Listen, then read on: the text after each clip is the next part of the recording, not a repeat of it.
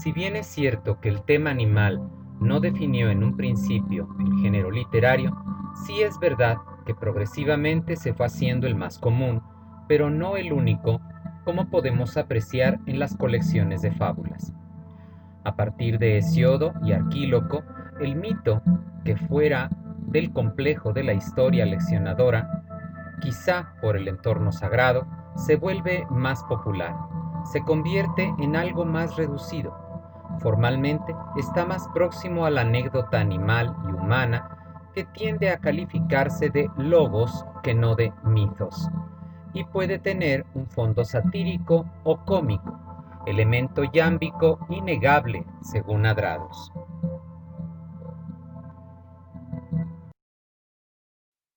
No es fácil separar la fábula animalística tan común de la máxima animal o el símil, puesto que a veces podemos sospechar que en un juego de la gallina y el huevo, ambos elementos poético-populares se vinculen o uno derive del otro.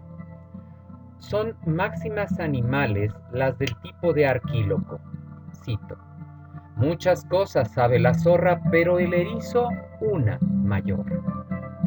O como Teognis, cito: ni el león cena siempre carne, sino que a él después de todo también, aun siendo fuerte, lo apresa la impotencia. Dichas máximas tienen un sentido traslaticio que las hace al propio tiempo símiles o alegorías, pero conservando todas ellas la idea de la enseñanza, de la correcta conducta en determinados momentos de la vida. La fábula conservó hasta el día de hoy este sentido prístino de consejo aleccionador y fue por ello tan popular y tan empleada en la literatura e incluso en la filosofía. Es así normal que la fábula aparezca como ejemplo, como segundo término referido a uno primero que precede y sigue en el contexto. Dicho primer término sale reforzado por la fábula que lo justifica al aconsejar o censurar, al explicar una situación o hecho. De ello podemos suponer que la fábula se memorizaba más como en su fondo que en su forma. De ahí que la prosa predomine sobre el verso, y se reservaban para aplicarlas en la ocasión más pertinente, como seguimos haciendo con las anécdotas e incluso con los chistes, que algo de ambos tiene este género.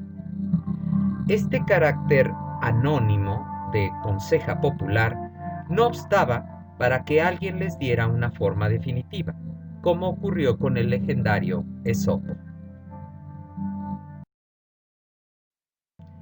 Cuando una fábula no queda reducida a la alusión de su existencia, como en los casos ejemplificados o sugeridos anteriormente, se podían dar dos presentaciones del género, básicamente. Hay una presentación directa o de primer grado, que es la más habitual. En una situación dada, tras un primer elemento aludido de manera expresa, se introduce la fábula que nos reconduce implícita o explícitamente al primer elemento. Así, tenemos un ejemplo en Heródoto, donde los jonios y los eolios, una vez que han sido derrotados por Ciro de Persia, piden la amistad de éste y el rey les cuenta la siguiente fábula. Un pescador sabía tocar la flauta.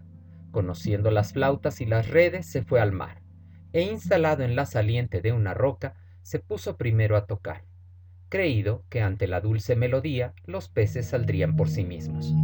Y como después de mucho esforzarse, al fin nada consiguió, dejando las flautas, cogió el esparabel, lo tiró al agua y pescó muchos peces. Al dejarlos caer en la red, en la orilla, como los viera saltar, dijo: «¡Bichos idiotas! Cuando yo tocaba la flauta no bailabas, y ahora que lo dejé, lo hacéis».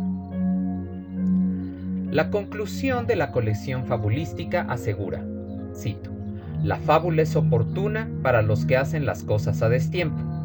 Pero Heródoto lo adapta y asegura lo siguiente: Ciro contó esta fábula a los jonios y eolios porque cuando antes, por medio de mensajeros, les pidió que retiraran su fidelidad a Creso, Los jonios no le hicieron caso, y entonces, cuando todo estaba hecho, se hallaban ya dispuestos a obedecer a Ciro.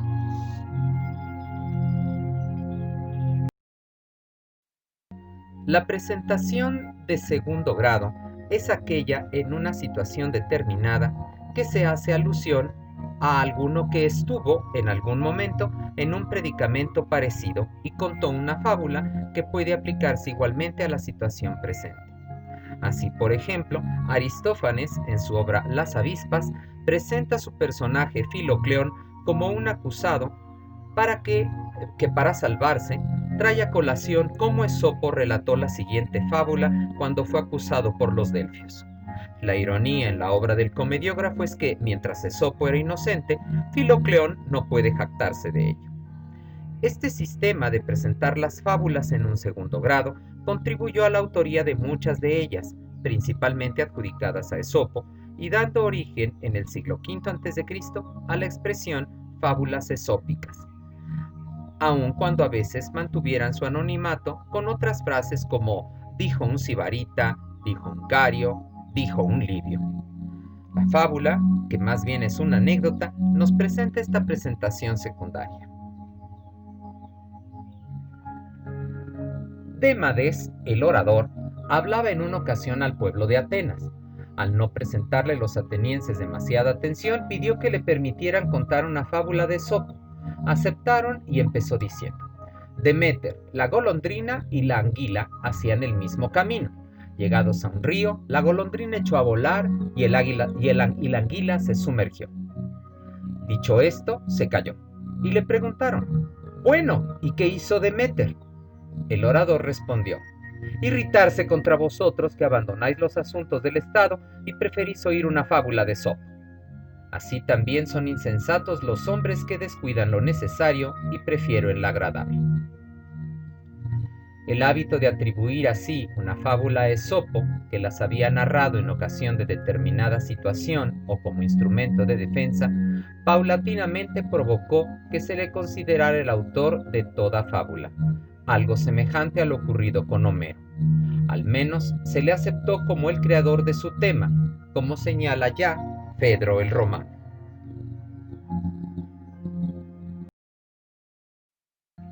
Ahora bien, toda fábula tiene como parte central el agón o enfrentamiento entre dos animales, o un animal y un hombre. Incluso existen algunas de tipo solamente humano, aunque no sean las más populares. De este agón se deduce una explicación o exhortación, incluso una lamentación o un sarcasmo. El agón se diluye en ocasiones en un diálogo y en otras ocasiones, aunque son raras, la fábula es de un solo personaje que reacciona ante determinada situación. Veamos algunos ejemplos. El deudor. En Atenas, un acreedor reclamaba la deuda a su deudor. Este al principio le pedía que le concediese un plazo, afirmando que estaba en un apuro. Como no logró convencerle, trajo una marrana, la única que tenía, y delante de aquél la puso en venta. Acercóse un comprador y preguntó si la marrana era fértil. Aquél dijo que no solo paría, sino que lo hacía de modo singular, pues en los misterios paría hembras y en las panateneas machos. Asombrado el comprador ante lo dicho, el acreedor añadió: y no te maravilles, porque en las Dionisias te parirá cabritos.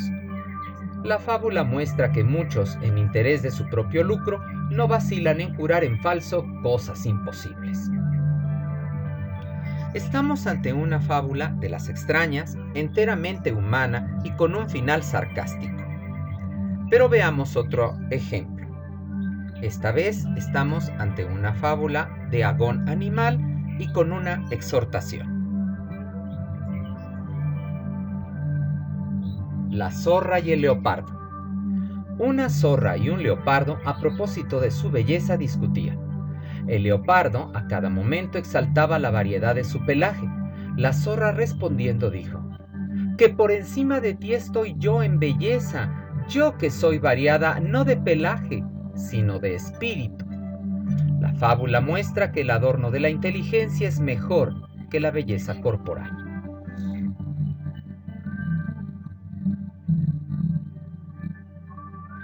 Ahora una de las más inusitadas, fábula de un solo animal que reacciona ante determinada situación. La zorra y el racimo. Una zorra hambrienta, como viera unos racimos colgando de una parra, quiso apoderarse de ellos y no pudo. Marchándose dijo para sí: están verdes.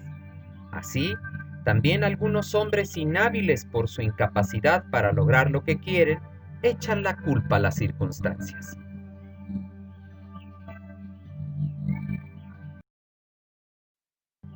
Los ejemplos anteriores sirven igualmente para clasificar los tipos principales de fábula agonal: la puramente animalística o vegetal en ocasiones, o entre un animal y un hombre; la fábula de situación, donde una criatura responde a una situación dada; y finalmente la fábula de doble agón, con o sin intervención humana.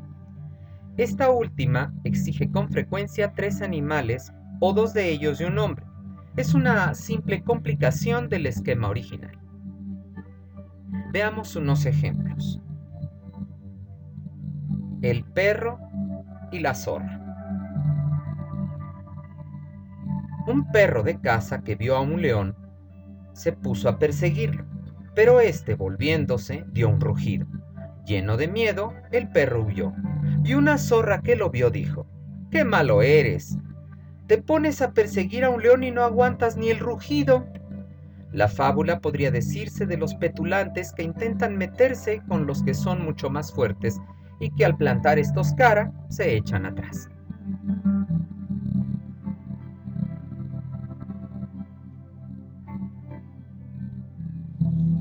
El asno y la mula.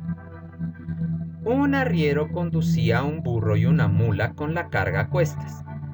El burro, mientras estuvo por el llano, soportaba el peso, pero cuando llegó a un monte, como no podía aguantar, pidió a la mula que le cogiera parte de su carga para poder transportar el resto. Mas la mula no prestó atención a sus palabras y el burro se despeñó y quedó reventado. El arriero no sabía qué hacer y no solo puso la carga encima de la mula, sino que también le cargó el propio burro después de desollarlo. Entonces ésta, sumamente abrumada, dijo para sí: me está bien empleada, pues si hubiera aceptado aligerarle un poco la carga al burro cuando me lo pedía, no tendría ahora que llevarlo a él y a su carga. Así, también algunos usureros, por codicia, al no ofrecer un poco más a sus deudores, pierden muchas veces su capital. Los agones de las fábulas pueden ser de pura acción o de acción mezclada con discursos, como hemos podido comprobar con los ejemplos. Pero también hay otros más complicados, entre ellos el agón de pura acción, que es seguido de otro más complejo. El discurso final, el cierre, da frecuentemente el sentido o moraleja de la fábula, pero también puede suceder que ésta se desprenda de la acción simplemente.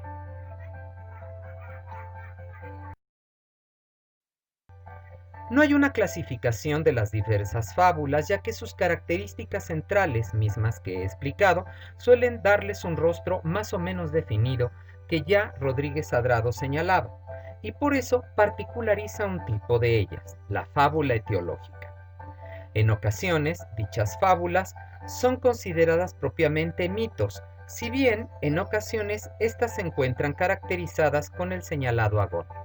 Lo que llama la atención es que se refieren a un solo personaje, cuyos rasgos físicos extraños o su conducta también extraña se explican por medio de algo que realizó en fecha muy remota, menos frecuente por un castigo divino, regularmente obra de Zeus.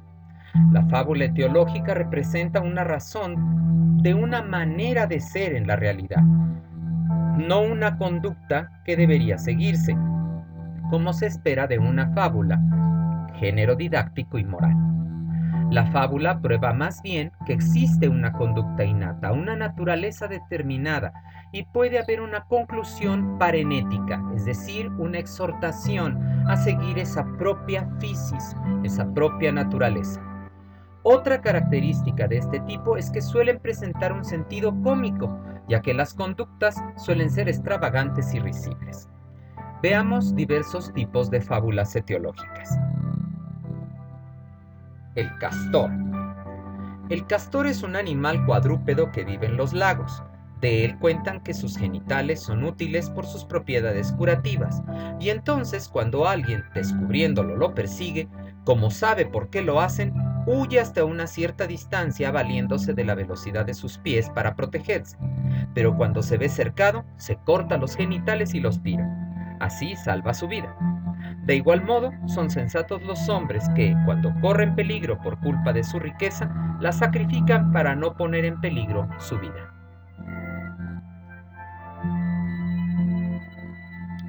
Hermes. Zeus ordenó a Hermes que derramara entre todos los artesanos el veneno de la mentira. Este lo machacó y lo vertió sobre cada uno en partes iguales. Como solo le faltaba el zapatero y aún quedaba mucho veneno, cogió todo el mortero y lo derramó sobre él. Ocurrió que desde entonces todos los artesanos son mentirosos, pero mucho más que todos los zapateros. La fábula va para el mentiroso.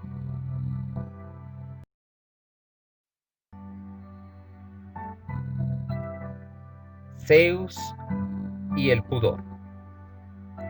Cuando Zeus modeló a los hombres, les infundió enseguida las diferentes facultades, pero solo se olvidó del pudor.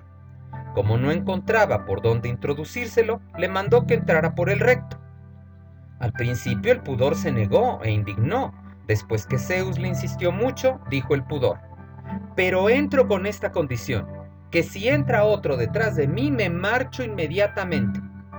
De esto viene que todos los maricones sean gente sin pudor. Podría aplicarse esta fábula al lascivo.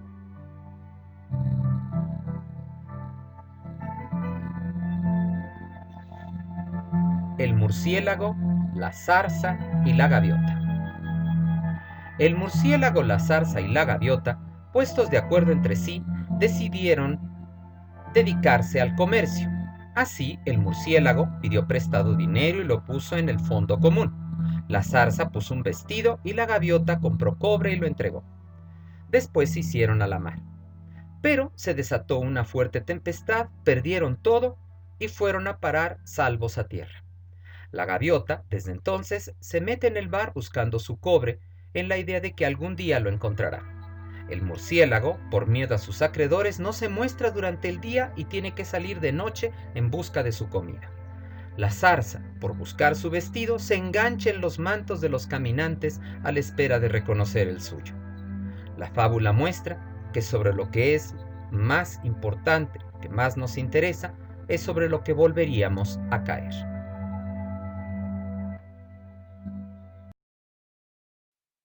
De tal suerte, y luego de analizar este género, vale la pena resumir que en la fábula encontramos mezclado un moralismo con un elemento realista. Dicha realidad prueba que el fuerte se impone, pero hay que saberlo manejar, para así evitar la ruina personal, por lo que se entiende que la fábula va dirigida al débil, o si se quiere, al hombre común de clases inferiores. En ella no hay cabida para el mundo caballeresco de la épica, ese regido por la fuerza, sino al entorno del que lucha con la inteligencia y la astucia, por lo que los viejos valores pueden ser motejados.